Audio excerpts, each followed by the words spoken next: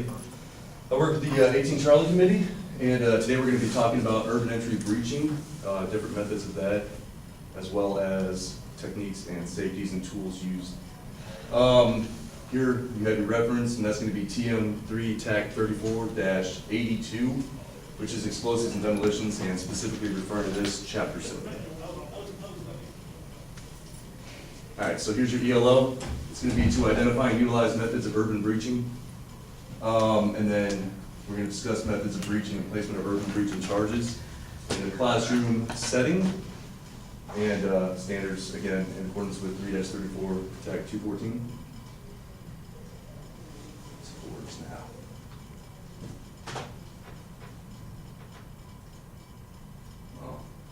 So I had a video, unfortunately, Swift Computer doesn't like it. So who in this class has actually had any experience with any sort of urban breaching, you know, prior combat arms or, so like what did you do?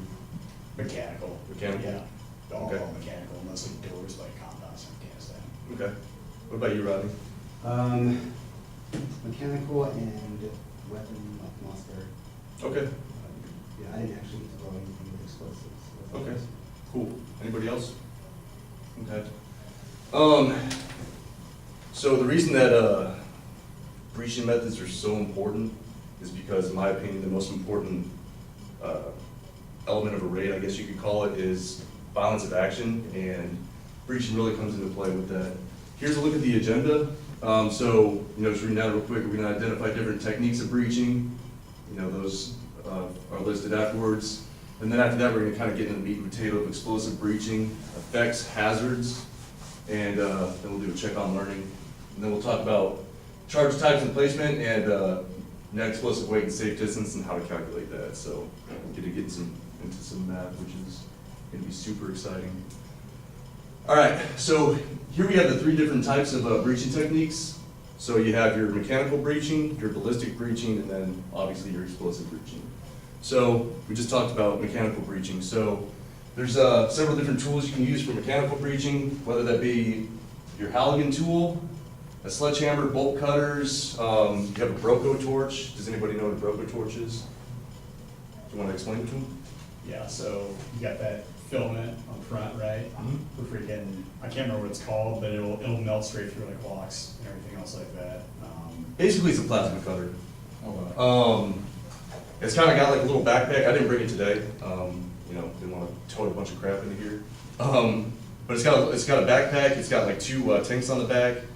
When you turn it on, basically it's got 2 different components they mix and creates a flame. It's pretty much like a plasma cutter. You cut through pretty much any kind of metal. And then a quickie saw. Everybody know what a quickie saw is? So a quickie saw is pretty much, and there will be a picture here in a minute, but it's pretty much a big, I'll get into that in a minute. So as far as ballistic breaching, you have a shotgun. That's the most common way to ballistically breach. And then explosive breaching. So there's a ton of different kinds of charges you can use for explosive breaching. Again, this course is not all inclusive. We'll cover some of the most common and easiest ones to make. Okay, so mechanical breaching. For those of you who are familiar with mechanical breaching, a lot of you have probably seen this tool before. Pulley tool, really called a Halligan tool. Not going to be dishonest with you, I don't know how it came about its name. But it's, in my opinion, it's probably the best tool you could use to mechanically breach. So you have the duckbill, and that's this part right here. The long, smooth incline to force windows and interior doors open. Basically wedge it underneath the window. Or you can put it into a door jamb between the door jamb and the locking mechanism, force the door open. Then you have the pike. So the pike is good for reaching up, and you could like tack it into a wall, rip something down if you need to. And then at the bottom you have machine sharpened claws to also add to its prying capabilities. So if you guys want to pass this around, take a look at it.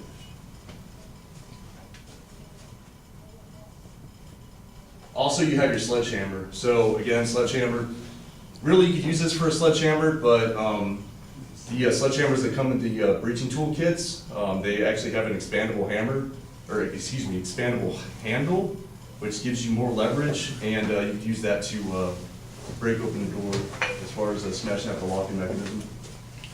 Okay, so here's a picture of the quickie saw. So pretty much, it's just a big reciprocating saw, and there's a ton of different kinds of blades for it.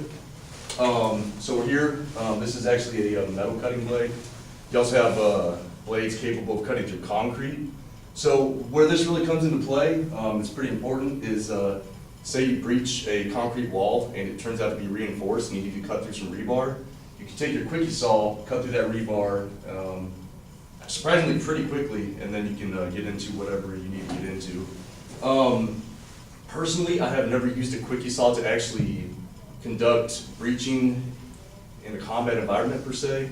However, I have used a quickie saw to cut through connexes to build a fire base, so I know it'll cut through some pretty thick metal, and it cuts pretty quickly. So, you know, speaking earlier, here's a guy using a Broco torch. I don't really have a good picture of a Broco torch. But again, pretty much like a plasma cutter. And then ballistic breaching, you have your shotgun. So basically, as far as ballistic breaching is concerned, pretty common to use a Mossberg 500, and you'll have shotgun shells inside. It's got a little clay slug, and the reason for that is so you're not throwing frag when you shoot a door. You can either attack the hinges of the locking mechanism, and the good thing about having a shotgun for breaching as well is when you make entry, if there's somebody right inside the door, you can use it as a weapon as well. And then explosive breaching. So I have two pictures up here of a water impulse charge and an 18-inch strip charge.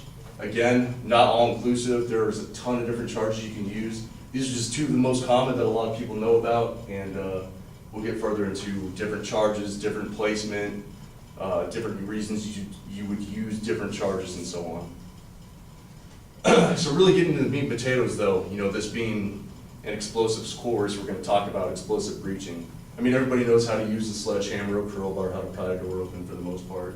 If not, we will practice. But talking about explosive effects. So you have your blast pressure, fragmentation, your thermal effect, and your chemical poisoning. So talking about blast pressure, right? What can you tell me about blast pressure without looking at the screen? Yeah, so like you have your MSD, like your minimum safe distance or anything for every charge, and it's just the air pressure associated with the blast is the first thing you're gonna feel, and it can damage hollow organs. Most common is blowing out your eardrums. At higher pressures, it can mess with your lungs and heart, intestines, Yeah, pretty much. So it's a potentially very big hazard if you're within that blast pressure radius. So as far as blast pressure is concerned, it's broken down into two different phases. You have your positive phase and your negative phase. So basically the initial blast, when that happens, you have your positive phase, and that's when the shock wave radiates out from the blast, the point of detonation, and it creates that shock wave of high pressure air, pretty much shattering everything in its path. Depending on the size of the charge, so you know how much explosive you use, that's how effective it's going to be, or how large of a blast wave it's going to be. So as it moves outward, so like I said, so basically after the outward push, you're going to have it's going to form a vacuum at the point of detonation, and it's going to leave that that void. And really what that's going to do in a split second after it pushes that shock wave, it's going to suck everything back in. And that'll come into play here in a moment with fragmentation. So here's a pretty good graphic. It's kind of hard to read, so I'll read it to you. So it starts out, it says explosives vaporize almost instantly upon detonation. So that causes that blast wave and that shattering effect going out. Pretty much immediately after that, you have your, so it's supersonic shock wave traveling at over 1,000 kilometers per hour. And then that creates that vacuum, and that follows the blast wind. So pretty much, a lot of people don't take this into consideration either, but that vacuum actually kind of pulls shrapnel back in, and it really theoretically causes kind of like if you think about it, like a swirling motion of shrapnel. So a lot of people don't take that into consideration, and you can get seriously hurt if you're not in the right location at the right time when this detonation happens. And then you also have a fireball with temperatures up to 3,000 degrees Celsius. And again, that kind of depends on the size of the charge and There's some other factors that could come into play as well, i.e. what's the door made out of, what kind of explosive are you using, environmental factors, so on. So blast pressure, so there's 4 different kinds of blast pressure. You have dynamic, incidental, reflective, and residual. So dynamic blast pressure, that's pretty much the initial shock front that you're gonna see with the initial detonation of the charge. One of the key takeaways from dynamic pressure is at the bottom right there. It says if you can see the charge can see you. So basically, even if you calculate your safe distance and say you have a door and just a straight wall and you don't get behind any cover, and typically for the most common breaching charge we use, the safe distance is usually around 13 feet, right?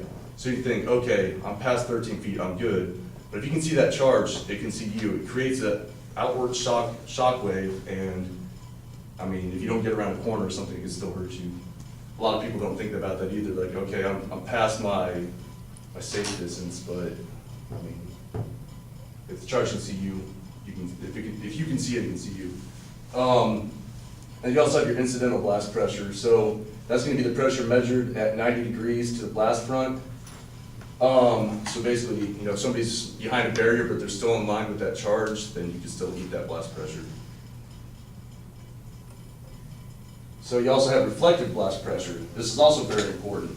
So again, no two compounds are alike, and then you always have doors in the stupidest places, like right next to a corner or something. So you go to breach that door. Well, the corner is going to quadruple that blast pressure. So that's a huge issue. And take that corner and put it inside in a hallway or something, it's going to make it a lot worse. I've actually seen, I'll get to that in a minute. And then you have residual blast pressure, which is built up overpressure in a confined space. Again, that could even be in a hallway, inside a room, when you're doing internal breaching. So, fragmentation, right? I would say this is probably the most important hazard. Blast pressure, the blast wave, yes, it could cause catastrophic injuries. However, the fragmentation, it's very hard to determine exactly where it's going to go. I mean, fragmentation could be anything from flying doorknobs, hinges, pieces of the door, debris from whatever you use to make the charge, whether it be like rubber to use for tamping. Does everybody know what tamping is, by the way? So pretty much if you take, you have an explosive charge and you put like a strip of rubber on the back to kind of force the explosive. Like directional on it? Yeah, pretty much, yeah. So I mean, a lot of times we use like whatever rubber we have on hand to make it makes it a lot more effective. But yeah, so fragmentation, and the thing about fragmentation too is it's always going to go a lot further than the blast wave itself. So that's why it's really important to make sure that the charge can't see you, you know, so that way you're not eating frag. And I have actually personally seen, we were doing internal breaching. We were doing some CQB training. This was not live in combat, thank goodness, but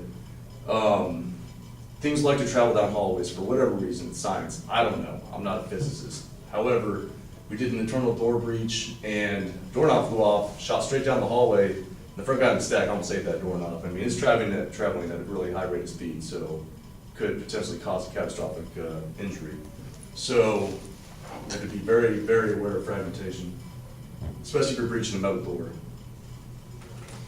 So then you have your thermal effect, and as we talked about earlier, that could be upwards of 3,000 degrees Celsius. Again, that just depends on different factors, i.e. what explosive you're using, because some explosives create a hotter effect, if you will, and then maybe, you know, materials that the door is made of, so on and so forth. And that kind of plays into chemical poisoning as well. So most explosives are toxic, i.e. that's why a block of C4 on there says do not consume. Apparently at some point in time somebody's done it, like we were just talking about actually on break. I don't know who do that, but most explosives are composed of toxic substances.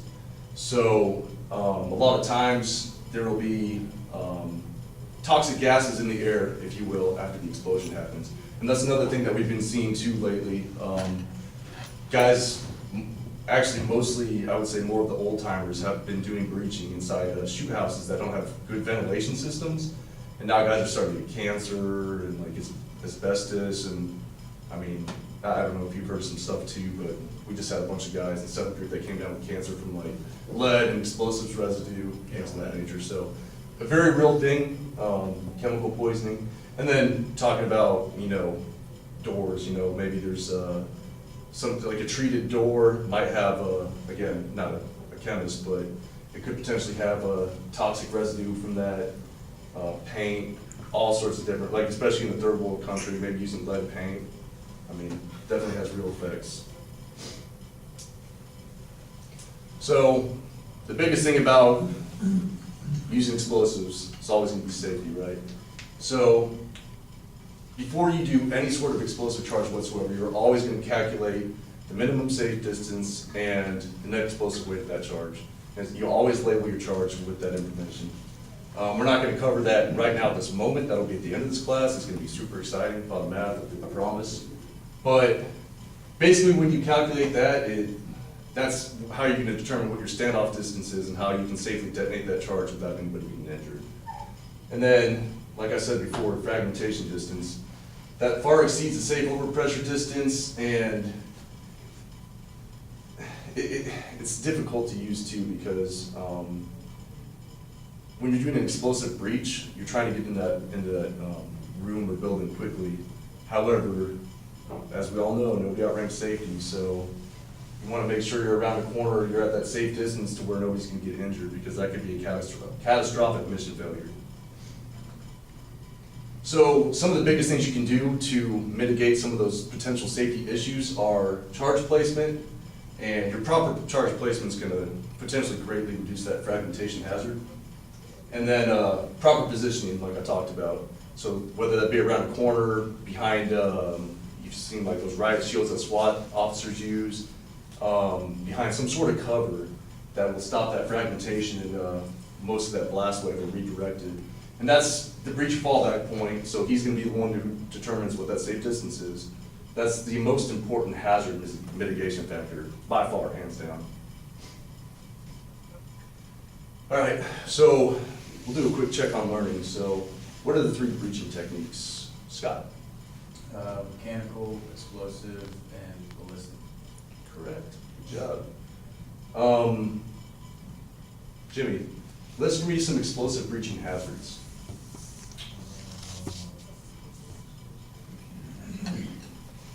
Like what could happen, like what could create, like,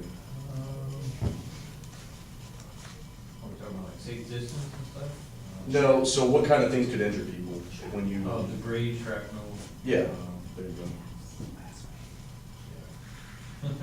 Yeah, y'all help them out. Okay. And last but not least, we just talked about this, what is the most important hazard mitigation factor? The safety, or safe distance is from the. Yeah, pretty much. And who determines that? The breacher. Correct. All right, so basically we just covered different techniques for breaching, and on top of those, so we talked about breaching tools that we use for these different techniques, and then we started getting down into actual explosive breaching, and we talked about what happens during a blast, some breaching hazards, and then safety factors to mitigate those, or potential safety issues, and then ways to mitigate those. So do I, at this time, have any questions?